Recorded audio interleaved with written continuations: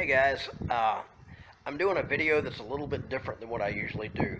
Between 1992 and 1999, when I was a teenager, when I was between the ages of 12 and 19, one thing that I was always involved with every October was called Judgement House. Judgement House was put on as a Christian alternative to a traditional haunted house. To some people, it may be a little bit divisive. There are certain denominations, certain churches that are in favor of it, and then other denominations and other churches that aren't all that in favor of it.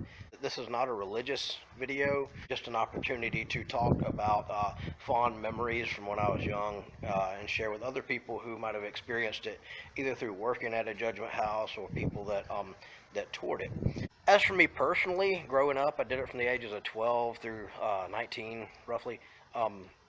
And I never saw any harm in it, really. I felt like the people that went to a Judgement House pretty much knew what they were getting into when they went there. I mean, it's marketed by the church. It's pretty clear in front that it's a Christian alternative to a traditional haunted house. Most people were familiar with it, of what it involved. If you've never heard of a Judgement House, basically what the gist of it is you go in and you go on a tour through a series of rooms, and in each room it tells the story of two or three young people. They die one way or another. Every year it's something different, but they die, and one person goes to heaven, one person goes to hell, and it's designed to kind of give you as close of an idea as they can do of what those experiences would be like in the afterlife. One of the big criticisms toward Judgement House is that some people, including fellow Christians and denominations, churches, some people kind of criticize it as being scare tactics into scaring somebody into conversion. And I never felt that way, only because, like I said, I think most people knew what they were getting. You pretty much knew what to expect when you came to a Judgement House. So I mean, that's left up to each person's own opinion, and I think we can just leave it at that. When I was growing up, my mom wasn't very keen on Halloween. Okay, so Halloween wasn't. We didn't do a big Halloween when I was coming up. I do remember going trick or treating when I was very young. I remember being 3 and 4 and going trick or treating with my older brother. But when they decided to do Judgement House, it was kind of like a really cool compromise, and to be involved with that, because here was something kind of like a haunted house, and to be able to work in it, or just to go through it, where you got prosthetic makeup for like wounds and gore and stuff like that. You got fake blood. You got a hell room. So even just to go through all that, but to be a part of it was really special and fun for me. So I got to be the devil in a scary room with a fog machine and lights and sound and just the whole works. So it's kind of like elements of a haunted house, but done in a way that Mom was okay with.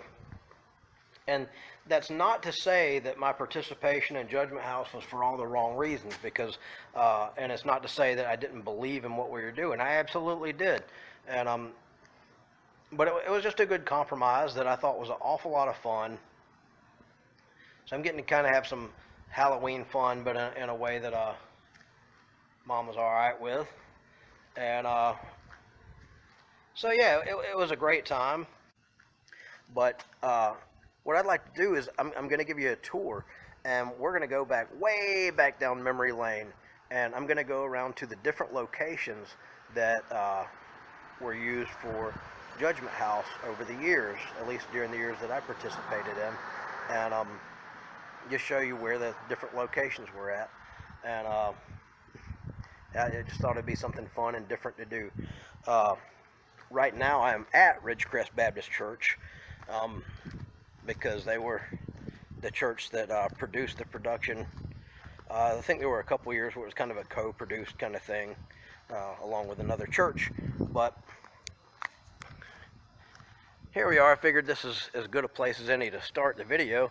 And Judgment House was never put on here at the church. It was always in another location.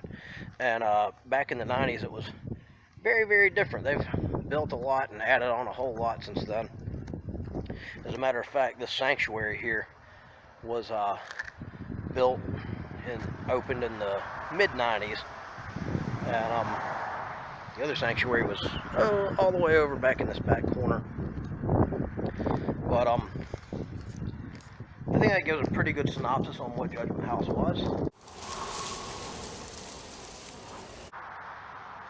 So I'm at Christ Church International, and the very first year that we put on Judgement House was in 1992. I was 12 years old, and here's the thing: the building here has been remodeled heavily, and here's where my memory is a little bit fuzzy, because you have this main building at Christ Church International, and then there's this side building over here that's being remodeled to become a, I believe, a Spanish language church. And I'm not sure which of these buildings was actually used, because it's been changed and altered so much. Like, here's the side of Christ Church International, and wherever Judgement House was along the side of a building. You walk around the outside, and it seems like there was a door somewhere around the side, but I'm not seeing the door on this building, unless it was farther down than I recall. There is a door here. So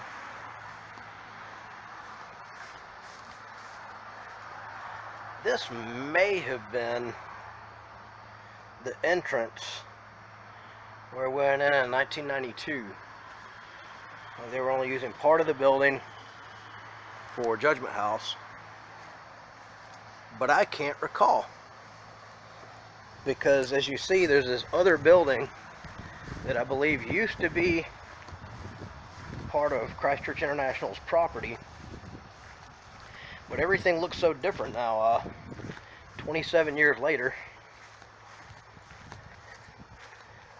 And my memory on that one from when I was 12 may be somewhat off.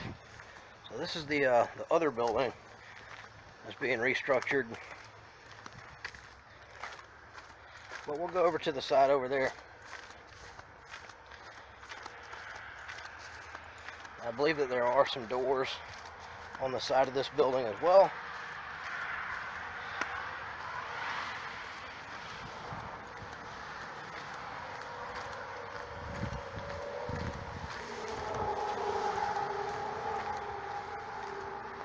And there is, underneath this canopy,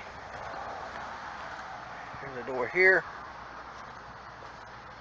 and there's a door down here at the end, but I don't believe, it seems like I remember a door being on the side of the building. So it was either this door or the side door on the other building. And unfortunately, I'm just not sure which one it is, because both buildings look so different now than they did in 1992. That's an awful lot of time. But anyway, in 92, I remember there being I'm on grass here, right in front of this building is grass, and over here is paved parking lot. And I don't remember if this pavement was there in 92 in front of the main building of this church. I don't know. But I do remember being out front. They had a tent, kind of like that canopy that we just saw in front of that door. And you know, you had your ticket booth, and I think they may have sold some snacks or something like that. But anyway, regardless, whichever building it might have been in, some of my memories, what I do remember is that year in 92, the story involved a couple of teenagers involved in a fatal car wreck.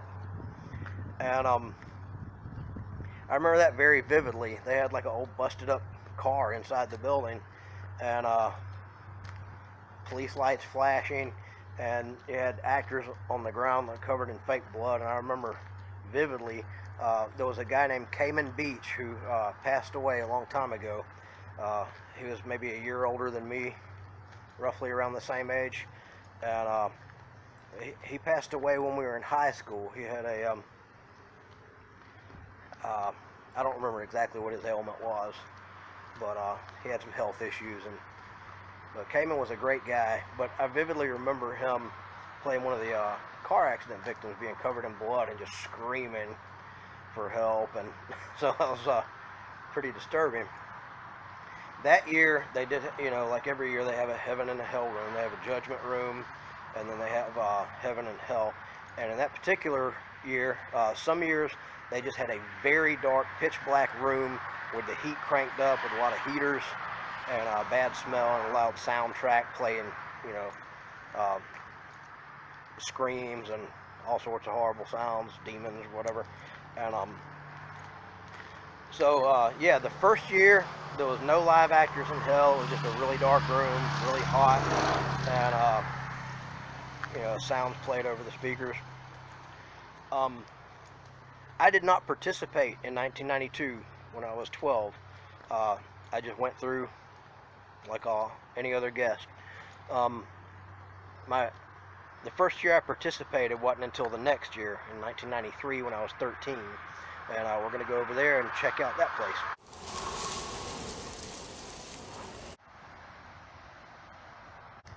Alright, so now I'm in front of what is now Super Pawn Center. And it has been a pawn store for a long time now.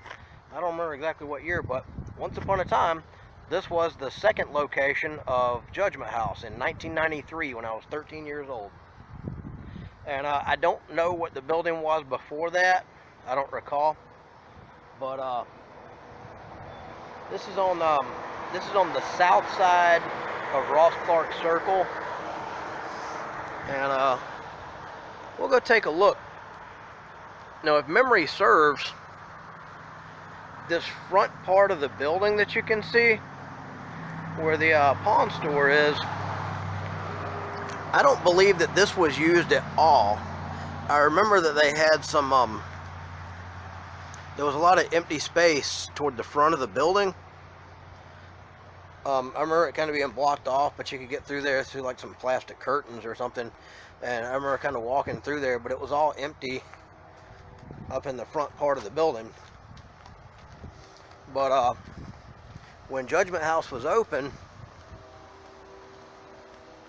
26 years ago, you came through this fence, and I believe this is probably the same fence that was there back then, and you went around to back behind the building. I can see the covered awning, and you went up and went through a door in the back there. And try to get a little bit of a glimpse of what we're talking about. But yeah, you went in through there, and the attraction was set up throughout the building. And this was the first year that I participated. This was the first year that I had any involvement. And I had a very small role. I don't think I had any dialogue whatsoever. I was basically a drunk guest at a party. Everybody was supposed to be drunk. And we had like empty beer bottles. We might have put water or Coke or something like that in them. I don't remember. But I do remember sitting there with my beer bottle and pretending like I'm drinking throughout the scene. And at 13, I only kind of had a foggy idea of what it was like to be drunk. I don't guess I drank any alcohol at that point, and so I'm sure I really played it up. I remember I wore a black leather jacket pretty much every night. But what the story that year was, it involved, there was a shooting at the party where I was at, in the scene that I was at, and I don't remember what the circumstances were, but it was I guess two people got upset with each other about something, and one pulled a gun, and they had a gun that fired blanks, and so he shoots the other guy, and then I think it flashed forward in time, and the guy who was convicted of the murder, he gets executed. They had like a yellow wooden electric chair. It was supposed to be like Alabama's old Sparky.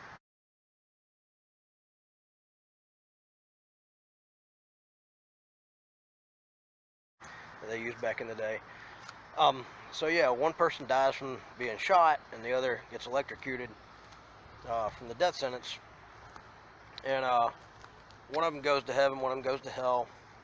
And this was another year where the hell room was no live actors, just a pitch black room, and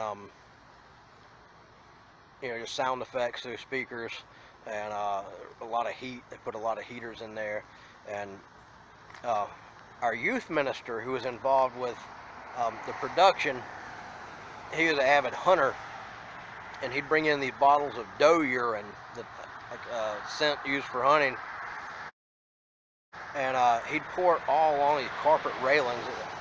They had like these wooden railings that had carpet on top of it for people to walk through, like a little guide rail, and he'd just douse that stuff, and he'd douse that doe urine all over the place, and it smelled horrible in there. That stuff smells terrible by itself, but especially with all that heat pumping in there.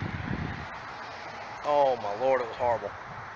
But that was my involvement with Judgement House in 1993, and like I said, that was my first year, and I thought it was a lot of fun. So I was happy to participate the next year, and I had some bigger roles the next year and ever after that. So we're going to go check out the next place where we were in 1994.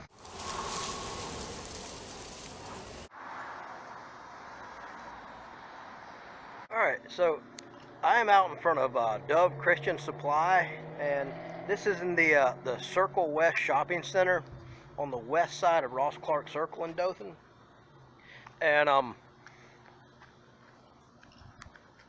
right in there was where we had our third Judgement House, and this was in 1994. I was 14 years old, and I have a lot of memories of this particular location because I was involved very early on, even at 14. A lot of your labor, I guess, for building the place, you need volunteers from the youth group that'll come out and help out. And so I spent a lot of time down here when they were building. As a matter of fact, I remember sitting right along this wall, and I think that construction may have started well in advance. It may have started before school even started back, because I remember being up here a lot during the daytime. That could be, I may just be remember coming up here on Saturdays and helping out, but it seems like I was here a good bit, like even on weekdays. So I'm thinking that they may have started construction and getting ready like in August, before school was even back in session. But yeah, I was involved in that. I remember they had big scaffoldings in there, and they built these great big tall walls so that they could separate it and make a bunch of different rooms in there. And I actually had 3 different roles while I was there. This was the first year that we had live actors in the hell room, so that was pretty neat, and that was different. And my first role here was well, the story was about there's teenagers and there's a fire at the house. I think it starts off in the family's living room. So they had a number of rooms built. There was a living room, and then there was a room where it was like one of the teenagers' bedroom, and there's supposed to be like a party or whatever, and somebody throws a cigarette into a trash can, and while you're in the room you see smoke starting to come up from the trash can. And then you cut to the next scene where you go in, and they had built a huge facade of the front of a house. And this room was really neat because it had like AstroTurf fake grass in there, like the lawn, and then the front of the house. And I guess they had lights and stuff set up inside it to make it look like the house was on fire and fake smoke. And So some of the teenagers coming out and screaming and hollering about people that died in the fire. And they had a spotlight rigged, so after the dialogue and the scene was over, the spotlight would come on, and they have helicopter sounds. It was like a helicopter was landing there. That was pretty cool. And the next scene after that was like the funeral. So the first role that I played, I think I only did this for one night, but I played like the little brother of one of the teenagers that had died sitting at the funeral. And I only did, like I said, only did that I think one night. And after that, I spent a couple nights playing a policeman in the fire scene. So after all the dialogue was over, I played one of the cops. Me and a good friend of mine had flashlights, and we're like telling the crowd, "All right, everybody clear out. There's nothing to see here. We got a chopper coming in the land," and something to that effect. And I did that for a few days, but eventually I ended up getting to work in the hell room, and I spent most of my time during that month in the hell room, and so that was an awful lot of fun. I'll tell you more about what I did in a minute, because I'm going to go around and show you something out back where we used to hang out in between groups. Me and a couple of friends of mine did. But yeah, this was I don't remember what year Dove Christian Supply opened in here, but it was sometime obviously after 1994. Like over here, I remember vividly that next door was where we had the Chow King. Back then it was Grand's Restaurant, which was like a family restaurant. I remember it was owned by the Henson family. It was a great restaurant. Unfortunate that it's no longer around. Right down here where Red Elephant is, that was a Godfather's Pizza, and everybody loved to go to Godfather's Pizza. I remember playing a lot of Mortal Kombat 2 on arcade in there. So that'll tell you how far back that was. Down toward the end, this was like a lighting company down here now, and then McAllister Deli at the end. But the Mayor Lighting and Showroom, and just to the left of that, that was all Piggly Wiggly. Piggly Wiggly grocery store was all in there. But lots changed. It's been 25 years, and well, yeah, we're going to go around to the back of the building. I'm going to show you the outside of where the hell room was. Okay, so here I am back behind Dove Christian Supply, and so this is the back part of the building, and so this is what I wanted to show you is back here you've got this ramp, and you've got these two doors. You got this door and the big bay door here. And so if anybody works for Dove Christian Supply or knows anybody that works for Dove Christian Supply, I'm not back here messing with anything or touching anything. We're just taking a quick look right here because the back side of the building is right on the other side of this wall behind me. This is where the hell room was, and this was the first year in 1994. This was the first year that we had live actors in hell. And I told you I had a couple other parts for a short period of time early on in the production of Judgement House, but then I ended up spending most of my time working in the hell room. And we used to come in and out of the bay doors or out of this door, and inside this was basically just like a kind of like a storage room for whatever the business was before it was vacated and eventually became Judgement House. But so it was kind of like a warehouse kind of area, like shipping and receiving. I guess they'd receive their pallets and stock back here and load it up into the shop. And but when we worked in the hell room, myself and my friend Matt and a girl named Jelena, and it seemed like there might have been a couple other friends too, but we'd all hang out back here in between takes. So it'd stand here on this platform and just kind of hang out there. And But yeah, we had a lot of good times, but this was our little getaway, get out of the heat, because the hell room was really hot. And we just kind of come chill out here underneath this awning. And what we did in the hell room, we had a lot of neat tricks in there, being that we had live actors.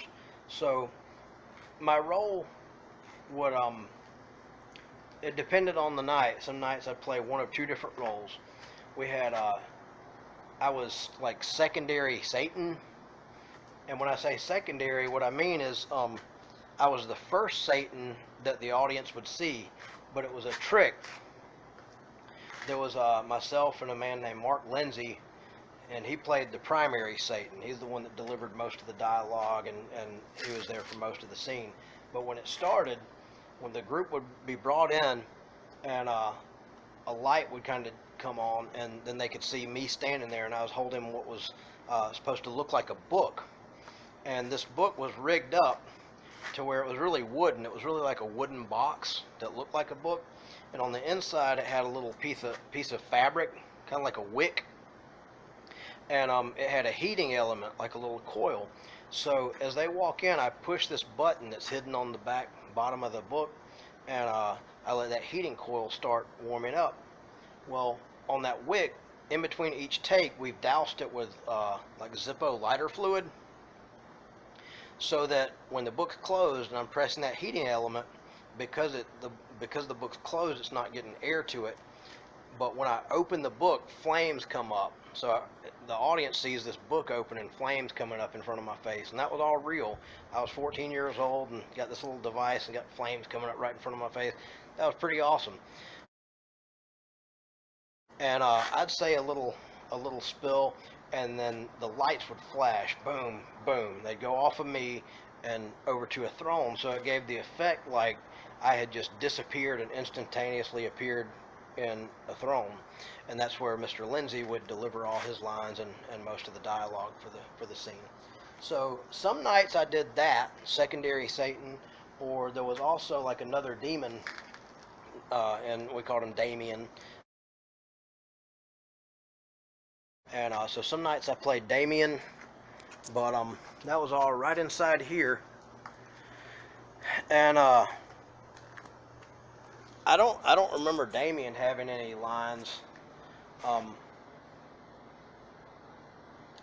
few years later, we did another live actor hell room, and I was the only Satan. I played Satan in there every night, and all my lines were pre-recorded, like in a deep, gruff voice over booming speakers. So I'm just kind of mimicking like I'm talking. But in this one, we actually said our lines. At least partially. Actually, I think mine were pre-recorded by Mr. Lindsay, and then his lines were spoken live. The Damien character, I don't think that he said anything. He might have said like, "Yes, master," or something like that. But me and my friend Matt would alternate. So sometimes I played secondary Satan, and he played Damien, or sometimes vice versa. And the only other actor in the room besides myself, Matt, and Mr. Lindsay was there'd always be a girl chained up against the wall. And I think some of the time it was Mr. Lindsay's daughter, Dawn. Yeah, we usually had somebody chained up to a wall, like in torment or whatever. She may have been one of the main characters that had been sent to hell, I'm not sure. They had a really neat effect that I learned in there, and that was how to make what appears to be burning coals. And all that they did was they'd take, I remember when they made them, I was there and helped make them, but they'd just take styrofoam popcorn, you know, the stuff like you ship in boxes. They took styrofoam popcorn and spray painted it, not all, they didn't like, not completely covered, but they'd give it kind of a little bit of a coat of fluorescent orange spray paint. And then they put all that on the ground and put black lights around. So when the black light hits it, it hits the white that hasn't been painted, and that gives it kind of like a bluish purple tone.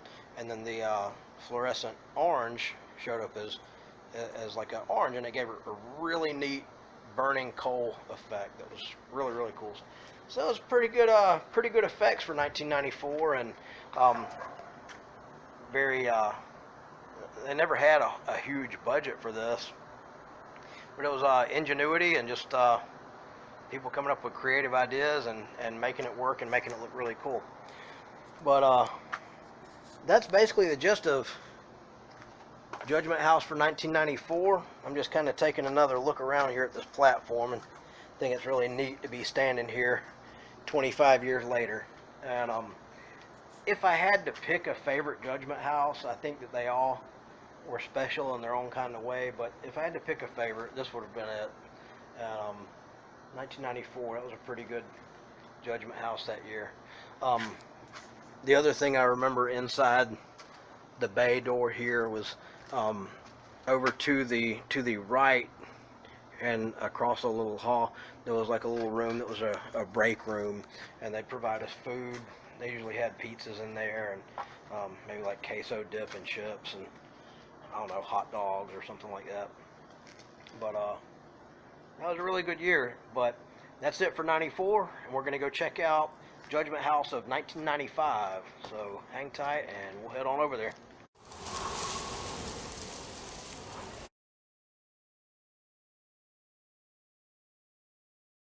So I'm out in front of 231 East Main Street in Dothan, and this is now the home of Church of the Crossing.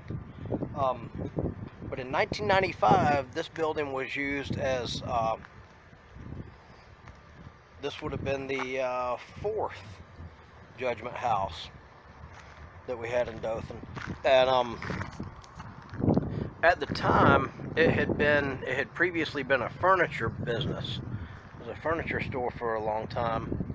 And yeah, in 95 we did Judgement House here, and it has since been the home of a few different places, and most recently it's been the home of a few different churches.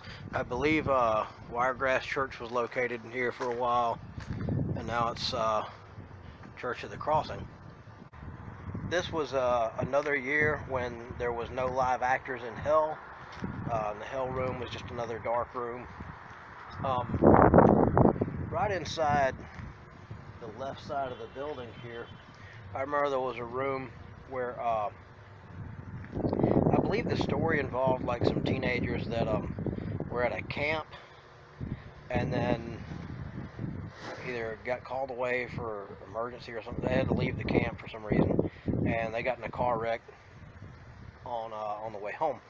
Well, I had two roles this year in Judgement House, and one of those was I was in the camp scene for a few days, not very long, and during that scene I played the guitar, and the room was set up to look like it was outside, like around a campfire or something like that.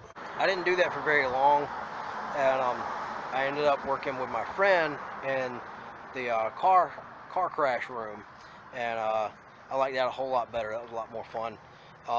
But he and I were both police officers, and kind of like with the first year that they did Judgement House, they had like a old busted up car inside the building, and I remember they even brought in like a section of telephone pole, and had it down like, you know, like the car had hit a telephone pole. Those things are so heavy. I don't know if you've ever tried to lift a section of telephone pole. Man, it is so heavy.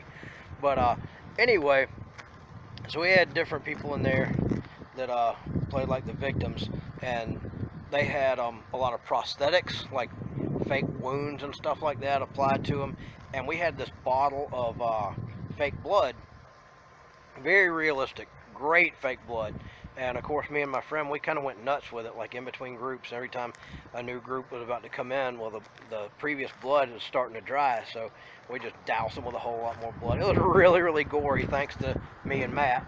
And we kind of went overboard with that.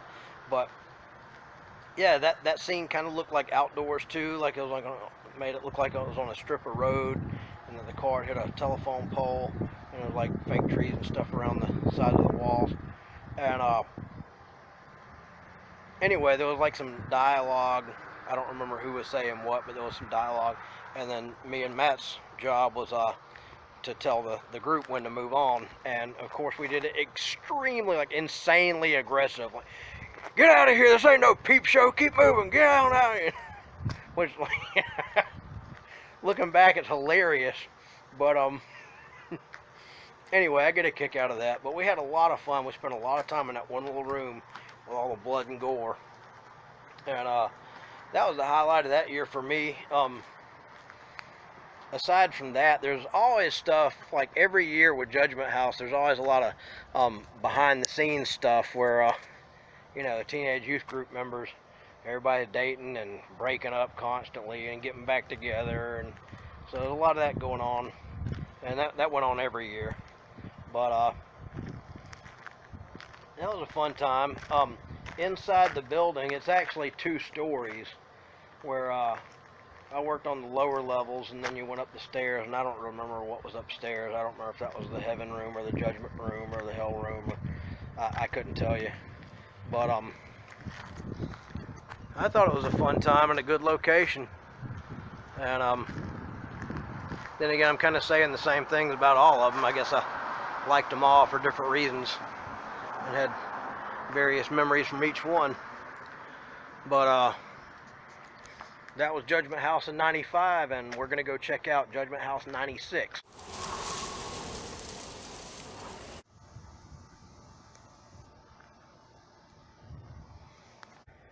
I am here in front of Fashion World Hair and Beauty Supply, and this is at 1040 West Main Street. I just happened to start filming like right before the lights on the sign shut off. But in 1996, this would have been our 5th location for Judgment House, and this was located in the old Porter Square Mall building. And as you can see, there's a good bit of space here, and it goes probably farther down than you can actually tell on film because it's dark down at the end. But Porter Square Mall operated throughout the 70s and 80s, and but by the 80s, by the mid or late 80s, it started to dry up. A lot of businesses closed inside the mall, and it sat here. Pretty much the whole mall was almost like a ghost town. It was pretty much defunct for a number of years until 1996 when we opened a Judgment House in there. And I remember as we were setting up, I participated in helping get this place ready as well, construction and all that. And but during that time, once you went inside the building, there was a door to the right that it opened up into the rest of the mall. Now, all you can see here is the front, because all this operates as today is more like a strip mall. But in the center of the building, there's a hallway, and there's shops and stores on each side. And those businesses had been left basically vacant and abandoned for years. So when we opened up, those of us that were helping with Judgment House were able to go up and down the inside of the mall and see all these empty buildings. And I remembered coming here with my mom when I was really young in the early 80s, and to be able to go through that, it was pretty neat.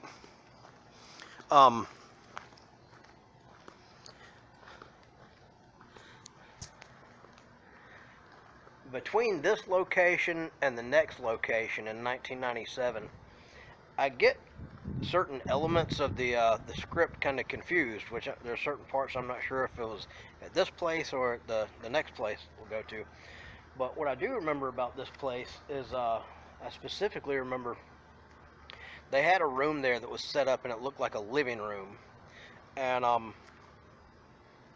I'm sure it involved teenagers having a party, which most years seem to have that as a focus. But in this this room that looked like a living room, they had built this floor, like a carpeted floor, but was really more like a stage. And they had devised a lever action where behind the scenes on the other side of the wall, a guy could take this long metal pole and move it forward and back, and it would move the floor. It would make the floor move. And they had like dance party lights in there, stereo with loud speakers and sound system. And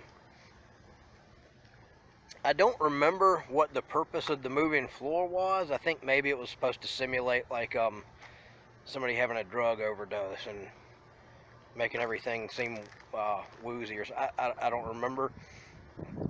But what I do remember is I remember being up here alone sometimes during the daytime. I remember being up here before anybody else, and I remember the youth minister would give me the keys and let me come do some work in here.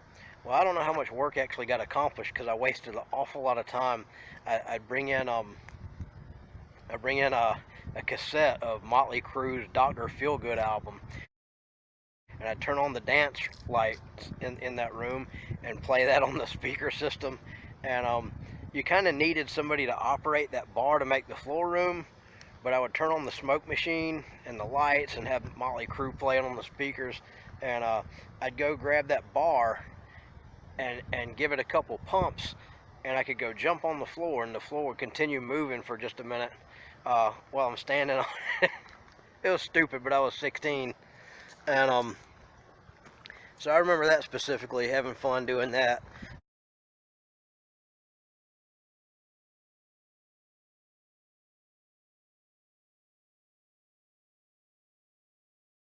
Um,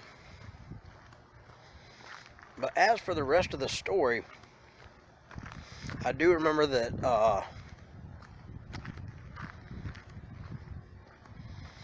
I believe that they did have a live actor in hell. I think that was this year. It might have been the next year, but I believe it was '96 in this building. And yeah, actually, I'm certain it was. Uh, that was my role. I played the devil, so I got to wear this really scary devil mask and a robe and a hood and all that. And I stood up on a big platform, so when the groups came by, the lights would be turned out, and then a red light would slowly kind of ease on and kind of illuminate the scene. And there I'd get up from a throne, and I wore these kind of like biker boots, and I'd stomp really loud on that platform. And I wasn't actually speaking, it was all like a pre-recorded track, and I just kind of moved my hands, kind of like a Power Rangers monster, basically.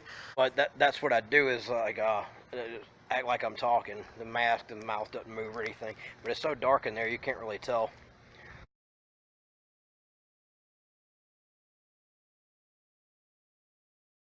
But I really got a kick out of that. I loved playing that part. Um, the scariest part, and so I enjoyed that until I did have an accident one time where there were other actors in the room. They were supposed to be like tortured souls or whatever, and so you got kids back behind this black plastic, and they're all screaming and all this, and I fell off the platform. It was really dark, the lights went out, and I'm stepping back to my throne, and my foot goes over, and I fall, and I injured my knee, and I ended up on crutches for several months. But when I fell, I stayed in character so well. I take pride in this. I was hurt, and my best friend came over to me, and he's like, Chris, are you okay? Are you alright? And I'm like, shut up, the group's still in here. And so people were trying to check on me, but I was just telling them to wait until after the group was out. I didn't want to break character or ruin the scene for them. But that was it, and that was a good fun time. Had a lot of friends here. I don't remember so much of the rest of the story, maybe because I spent most of my time in the hell room. I do remember that there was, there was the living room where the floor moved, but then there was another room toward the back of the building that had like couches and stuff. I don't know. I don't remember what the story of it was, but I had a lot of fun working there, and this was a good location and good fun time. But even during the setup, I really enjoyed being able to go walk through the mall when it was old and abandoned, and just seeing these shops and stores that were completely empty. And the first time, for a lot of people, they'd been able to see it in years. But I guess that's about the gist of this one. So we're gonna go check out. Oh, and I meant to say, I don't remember what this building was before we moved in. I remember what some of the businesses were in the mall. Down at the far end was J.C. Penney, and over here to the left where there's Sure Value Foods, that was an A&P grocery store at one time, way back. But I do not remember what was in this particular building before we did Judgement House there.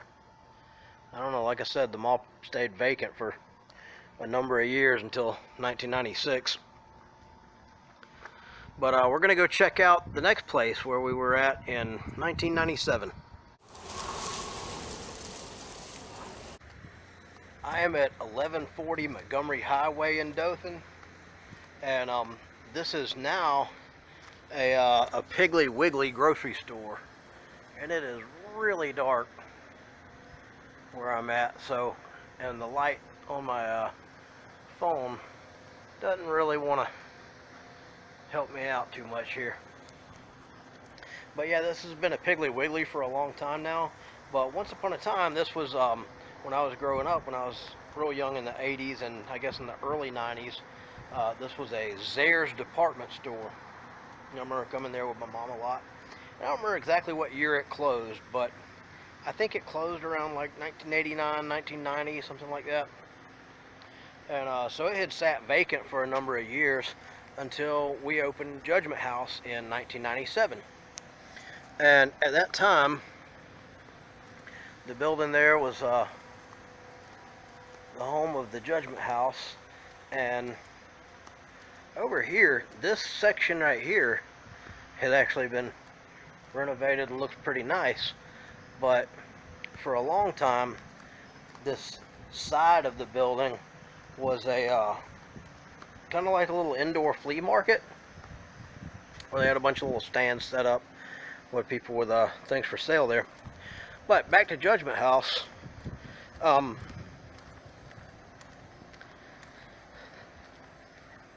I'm a little bit confused when I think back as to what the story was in this one, because I specifically remember that it had something to do with kids at a camp. There was like a camp scene, and like they had built like a little camp cabin. But I think it also involved like the rapture, you know, like according to scripture in the book of Revelation. I think it involved the rapture, which makes sense because it was around that year when a popular series of Christian books started coming out called Left Behind, and that was really popular at the time. So yeah, it seems like it had something to do with the rapture, but so I'm really foggy on what the storyline was, aside from that somebody was raptured up, and I believe that it also involved a drowning, because it was this location where they actually they installed a above ground pool, a whole pool, and filled the thing up inside the building, and they lined the pool with black plastic and had black plastic up over the sides, and they built like a dock, like a short little pier kind of thing.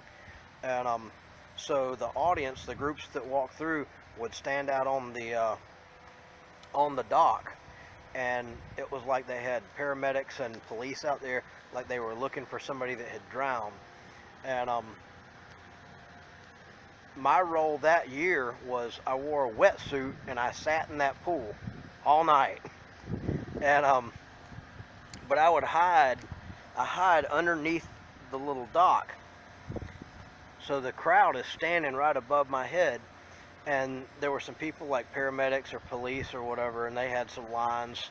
I don't remember what it was, but on cue, when they said a certain thing, I'm supposed to quietly put my dive mask on, and I got the wetsuit on, so I'd go underwater real quietly and kind of push myself off, but I'd come up making a huge splash, and it would startle the audience. And I don't remember what my lines were. It was something like, I guess, hey, we got a body down here, you know, something like that. I don't remember exactly, but I did that night after night, just sitting in that pool in the wetsuit. But that was a lot of fun. Uh, One of the guys that was in the scene playing a paramedic was a real-life paramedic, which was convenient that he was on staff, because people was always checking on me, because they say even like staying in 70-degree room temperature water for even a little while can cause hypothermia.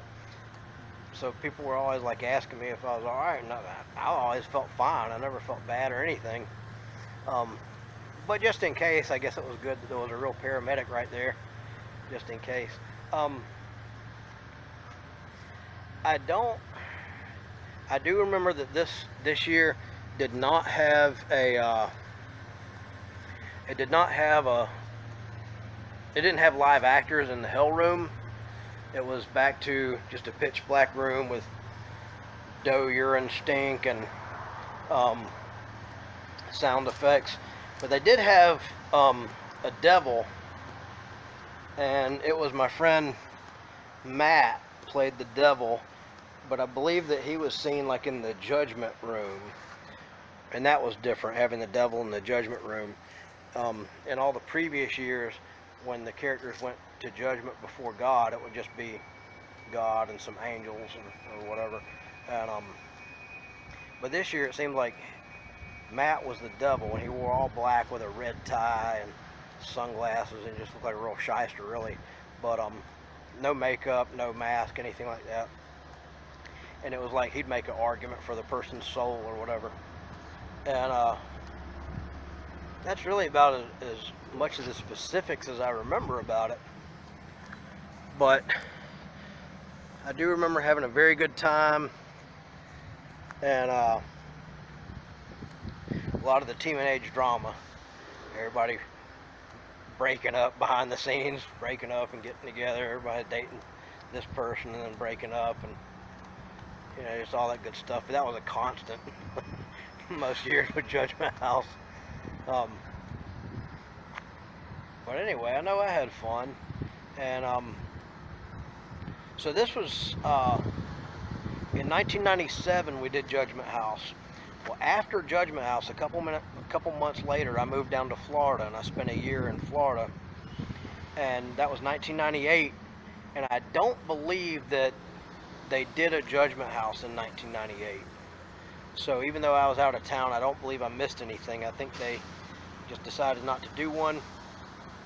But they did do one the following year in 1999, and I had moved back up here at that time, and I was about to go off in the Navy, but I did participate some in that Judgment House, and we'll go take a look at that one.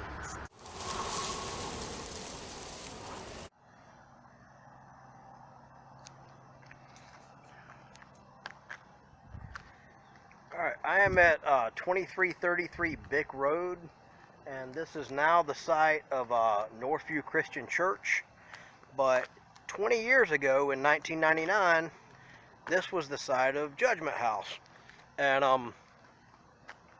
the building looked absolutely nothing like this back then, because, believe it or not, before we used it for Judgment House, it had been a like a nightclub. And I don't remember the name of it. I'd never been in there.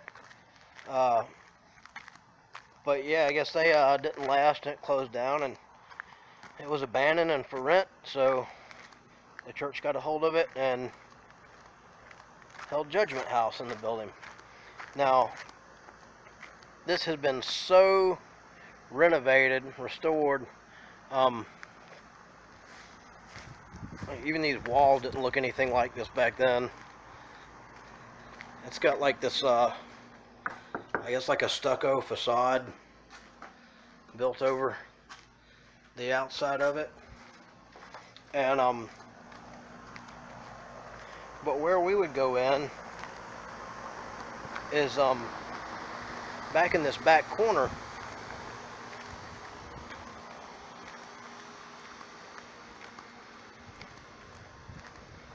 As you can see, this one little section that protrudes here, I know that it did not look like this 20 years ago. I don't remember exactly what it looked like. I think it was more like a covered awning, and then there was a door underneath that awning that would have been like level with where the main outer wall is there. And but I remember going in there, and I don't remember much about the 1999 Judgment House because uh, in October of that year, I was heavily involved with my recruiting for being recruited for the Navy. So I stayed busy a lot, going to Montgomery and getting physicals and all that kind of stuff. And I did not participate with Judgment House at first. I don't believe that I ever went through and saw the entire production. I don't know what really the story was, but when I did find some time, there were a few days that I was available later in the month that I did come out and help out. And I remember what my role was. I was basically like an executioner, or maybe not actually the person that flipped the switch, I don't recall, but I wore like I guess I was supposed to be like a corrections officer, and we escorted someone and put them in the electric chair, and it was the same electric chair, the same yellow wooden electric chair that we had in 1993, and so we reused that prop, and we did an execution in the electric chair, and I was wearing a policeman's uniform, but I guess I was supposed to be a corrections officer or something. I don't think that's really how it all works, death penalty or whatever, but that was it. And it was I remember, I believe it was a girl that we were putting in the electric chair. I don't know why, I have no idea what the story was. Like I said, I never saw the whole thing. I only came in for some days when I was available and did my part, and that was it. So I really don't have too many memories of this place or the production itself.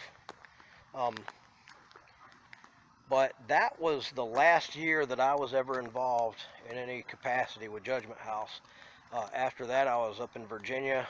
I was stationed up there in the Navy.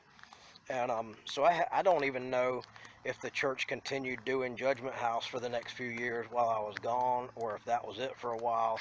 I have no idea. I do know that there was a Judgment House put on at least sometime in the mid-2000s, but I really don't remember where that location was. I remember that I went there, and I can see the building, but I don't know where it was. I couldn't find it now to save my life, I don't guess. But I did go through it, and I believe at that point another church had taken over with doing the production. I think Ridgecrest might have assisted, but I'm not sure about that. But that was the extent of my participation. So to recap, the first time I went was at the first Judgment House in Dothan in 1992. And I participated in 93, 94, 95, 96, and 97. I was in Florida in 98, and I don't believe that they did a Judgment House then. And then I had limited participation in 1999 right here. So I hope that this was fun. It was fun for me. Take a little walk down memory lane. And I hope that some of you enjoyed it as well. If you have any memories of Judgment House, pictures, anything like that, I'd love to hear it. I'd love to see it. And I hope this took you down memory lane at least a little bit. It's about the best of my recollection, but it was always a lot of fun. I really enjoyed participating in Judgment House, and it was a cornerstone in my adolescent teenage years. And that was about the gist of it. I know that they do still put on Judgment Houses in other cities and other towns, but there hasn't been one in Dothan in a long time. Maybe one day I'll get to see another one, but I guess that's about it for me. I thank you for your time, and watching and hanging out with me here. But I'm gonna wrap it up. So to everybody throughout those years that ever participated with, for the people that weren't actors, they just did construction or lighting or sound and all the other things that went into it. There was counselors involved, there was guides, just a large number of people that were involved in many different capacities. It was a blast. I'm honored to have been a part of it with you. I was always very proud. We did a really great production that, you know, my role was very, very small in all that, but I really enjoyed it, and everybody involved did such a great job. Every year there was something new that just really kind of really surprised me and blew me away. There was a great job every year. Thanks for hanging out with me, and hope you enjoyed. Bye.